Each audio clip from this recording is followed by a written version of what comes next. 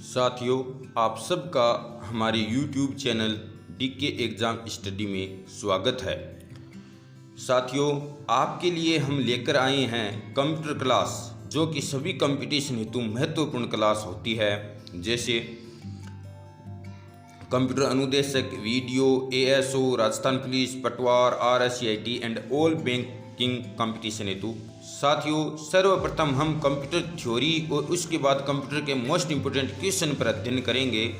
Guys, हमारे द्वारा दी गई जानकारी अच्छी लगे तो चैनल सब्सक्राइब करें, क्लास को ज़्यादा से ज़्यादा अपने मित्रों के साथ शेयर करें। साथियों, आज कंप्यूटर क्लास संख्या 5 में हम इनपुट एंड आउटपुट डिवाइस पर अध्ययन करेंगे। साथियों, इससे पहले हमने कंप्यूटर के परिचय, कंप्यूटर के प्रकार, कंप्यूटर की पीढ़ियाँ तथा कंप्यूटर के इतिहास के बारे में अध्ययन कर लिया है। तो आज हम इनपुट डिवाइस के बारे में अध्ययन करेंगे और इससे अगले वीडियो में हम आउटपुट डिवाइस के बारे में अध्ययन करेंगे। तो क्लास स्टार्ट करते हैं। इनपुट डिवाइस जिन यंत्रों से आंकड़े, शब्द या निर्देश मेमोरी में डाले जाते हैं उन्हें इनपुट डिवाइसेज कहते हैं। प्रमुख इनपुट डिवाइसेज निम्न हैं, जैसे पहला है कीबोर्ड। साथियों, हाईलाइट किए हुए बिंदुओं पर विशेष तौर से ध्यान रखना परीक्षा की दृष्टि से अति महत्वपूर्ण बिंदु है। कीबोर्ड सबसे अधिक इस्तेमाल होने वाला इनपुट डिवाइस है। कीबोर्ड में 5 प्रकार की होती है। एक मानक लैपटॉप के अल्फा न्यूमेरिक कीबोर्ड पर 100 से 104 कीज होती है। अल्फाबेट की ये A से Z तक कुल 26 कीज होती है।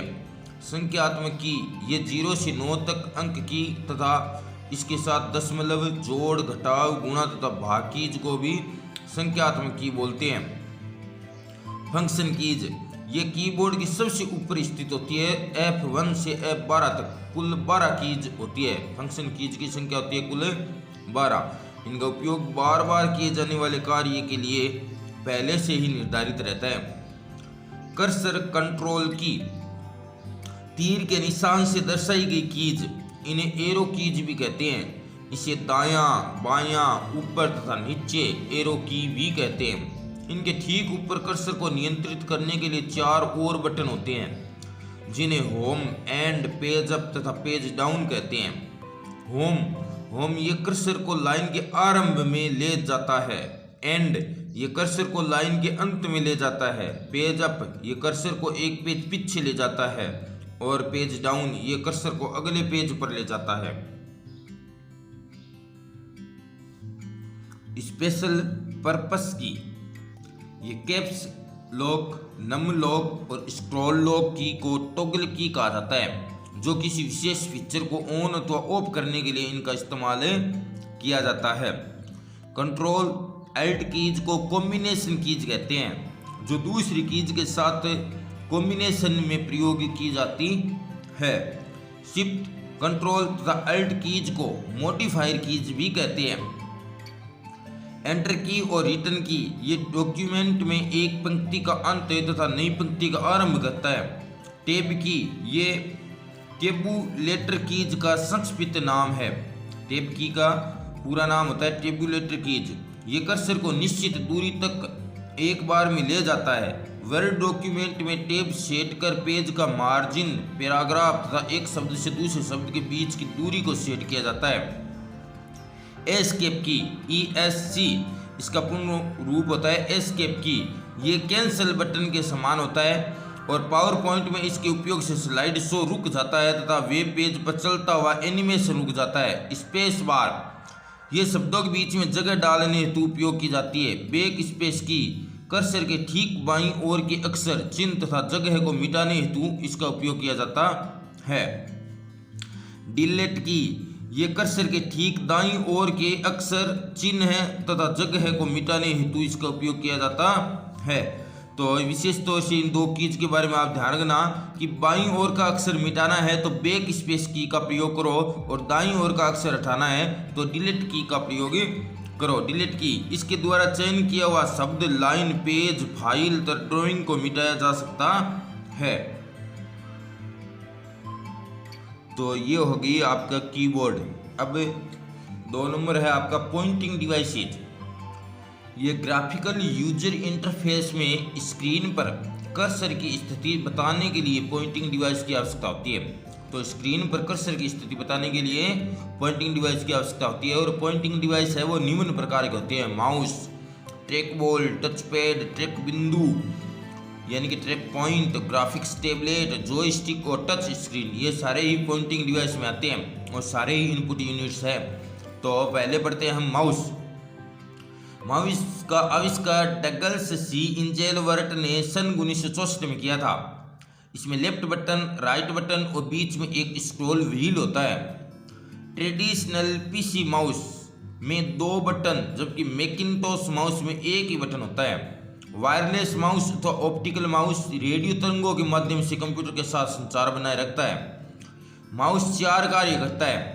एक क्लिक यानी कि लेफ्ट क्लिक, स्क्रीन पर किसी ऑब्जेक्ट का चयन करने हेतु लेफ्ट क्लिक किया जाता है। डबल क्लिक, लेफ्ट बटन को जल्दी जल्दी 2 बार दबाने से किसी फाइल अथवा डॉक्यूमेंट अथवा प्रोग्राम को खोलने के लिए इसका प्रयोग किया जाता है। यदि किसी डॉक्यूमेंट अथवा प्रोग्राम को खोलना है तो माउस पर डबल क्लिक करें। राइट क्लिक, एक बार राइट बटन दबाने पर यह स्क्रीन पर आदेशों की एक सूची देता है। और ड्रैग और ड्रॉप, इसका उपयोग किसी आइटम को स्क्रीन पर एक जगह से दूसरी जगह ले जाने हेतु किया जाता है। माउस के नीचे रखे स्लेट के आकार की वस्तु को माउस पैड कहते हैं। और फिर दूसरा है आपका जॉयस्टिक। ये कंप्यूटर में वीडियो तथा खेल खेलने हेतु इसका उपयोग किया जाता है। यानी वीडियो या गेम खेलना है आपको तो जॉयस्टिक इनपुट डिवाइस का प्रयोग करें। इसकी कार्य प्रणाली ट्रैक बॉल की तरह होती है। अगला पॉइंटिंग डिवाइस है आपका ट्रैक बॉल। ये माउस का एक विकल्प होता है। इसके ऊपर एक बॉल होता है जिसे हाथ से घुमाकर पॉइंटर की दिशा में परिवर्तन किया जा सकता है। ट्रैक बॉल का उपयोग कहाँ कहाँ किया जाता है? तो इसका उपयोग चिकित्सा के क्षेत्र में, केड तथा केम में इसका प्रयोग किया जाता है। टच पैड, ये लैपटॉप कंप्यूटर में टच पैड डिवाइस होती है जिसका इस्तेमाल उंगलियों से किया जाता है। ट्रैक पॉइंट एक छोटे जॉयस्टिक की तरह कार्य करता है और इसे कर्सर की स्थिति को नियंत्रित करने के लिए इस्तेमाल किया जाता है। तो कर्सर की स्थिति को नियंत्रित करने के लिए ट्रैक पॉइंट का उपयोग किया जाता है। ग्राफिक्स टैबलेट, इसमें इलेक्ट्रॉनिक लेखन क्षेत्र होता है जिसमें स्पेशल पेन को यूज किया जाता है। स्पेशल पेन के द्वारा इस पर कुछ लिखा जाता है। इसके द्वारा आर्टिस्ट ग्राफिकल इमेजेज बना सकता है। तो ये हो गया आपके पॉइंटिंग डिवाइसेज। अब आपका तीसरा इनपुट डिवाइस है स्कैनर। ये टेक्स्ट या चित्र को डिजिटल रूप में परिवर्तित करने में इसका प्रयोग किया जाता है। स्कैन चित्रों को मेमोरी में सुरक्षित रखा जा सकता है या कोई प्रोसेस अथवा एडिटिंग किया जा सकता है। डिजिटल फोटो तथा स्कैन्ड इमेज को बिटमैप ग्राफिक्स के रूप में संग्रहित करते हैं जिसके नाम का extension BMP, PNG, JPG, TIF, GIF इत्यादि होता है। अगला इनपुट डिवाइस है माइक्रोफोन। किसी भी आवाज को रिकॉर्ड करने में इसका उपयोग किया जाता है।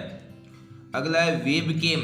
इसका उपयोग कंप्यूटर नेटवर्क में इमेजेज अथवा वीडियो को कैप्चर करके कंप्यूटर में फीड करने में इसका उपयोग किया जाता है। इसका प्रयोग इंटरनेट पर फोटो देखने तथा फोटो लेने हेतु भी किया जाता है। JPEG यानी जॉइंट फोटोग्राफिक एक्सपर्ट ग्रुप। तो JPEG www पर फोटो संग्रहित तथा प्रसारण करने के लिए कॉमन फॉर्मेट होता है। तो www पर JPEG का प्रयोग किया जाता है और इसका पूर्ण रूप होता है जॉइंट फोटोग्राफिक एक्सपर्ट ग्रुप। अगला इनपुट डिवाइस है बार कोड रीडर, जिसको शॉर्ट में BCR बोलते हैं। ये pointing of sales data recording है, यानी विक्रेता इसका उपयोग करते हैं। ये विशेष रूप से shopping mall, departmental store, bank, पुस्तकालय, पोस्ट ऑफिस आदि में क्विक बिलिंग तथा सूची प्रबंधन के लिए इसका उपयोग किया जाता है। क्विक बिलिंग यानी कि जल्दी से बिल बनाने के लिए बारकोड रीडर का उपयोग किया जाता है। OCR, जिसका पूर्ण रूप होता है ऑप्टिकल कैरेक्टर्स रिकॉग्निशन। ये टाइप तो हाथ से लिखे गए इमेजेस तथा प्रिंटेड डेटा को पढ़ सकता है।